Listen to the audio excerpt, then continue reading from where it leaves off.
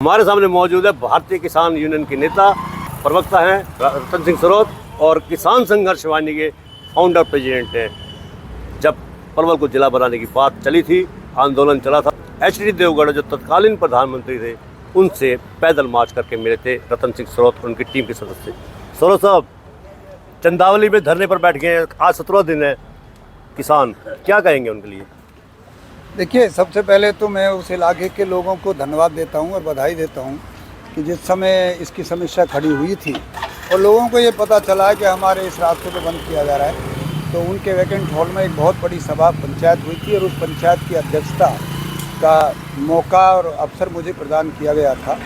और वहीं पर हमने रूपरेखा इसकी बना दी गई थी कि जब तक आंदोलन नहीं किया जाएगा तब तक इस समस्या का समाधान नहीं हुआ। तो 17वां दिन है और लगातार ये तय है, संकल्प ले रखा है सबने।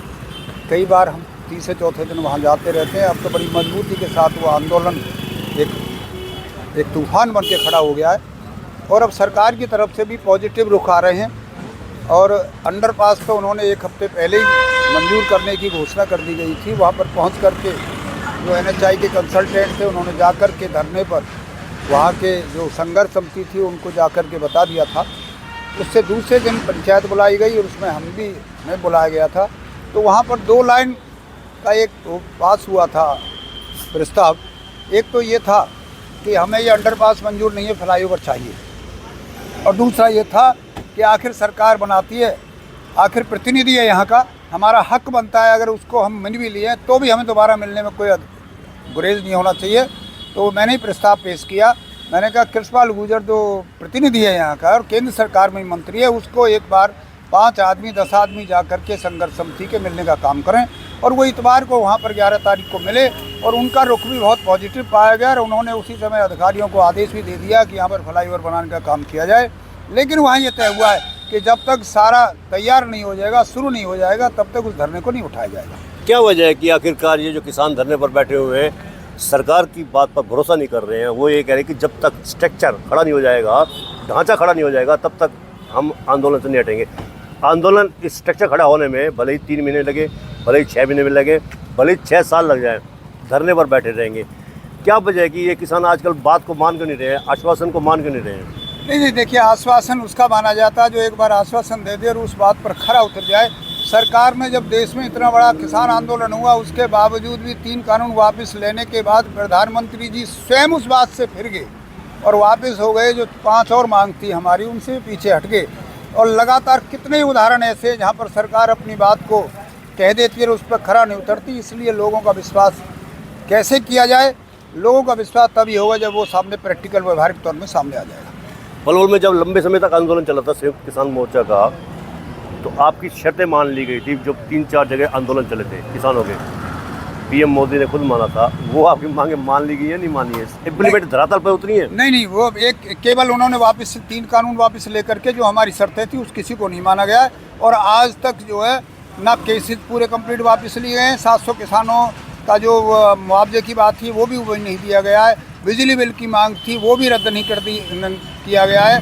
MSP का हमारा बहुत मुद्दा अटका हुआ है, कोई भी उन्होंने मांग आज तक हमारी पूरी नहीं की। आखिर चलते चलते बताइए, मुंडगटी में अंडरपास को लेकर आपने अल्टीमेटम दिया 1 महीने का, वो म्याद कब पूरी हो रही है? जी, मुंडगटी फ्लाईओवर का कई साल पहले NHI की तरफ से सर्वे टीम आई गई थी और सर्वे ने टीम आई और उन्होंने सर्वे करने के बाद ये तय किया यहाँ पर फ्लाईओवर बनना ज़रूरी है, क्योंकि एक साइड में सेमली मानपुर होते हुए ये मेवात में चला जाता है और एक सड़क दूसरी हसनपुर होते हुए उत्तर प्रदेश में जाती है। मेन चौराहा है और यहाँ पर एक्सीडेंट अक्सर होते रहते हैं, कितनी मौतें हो गई हैं।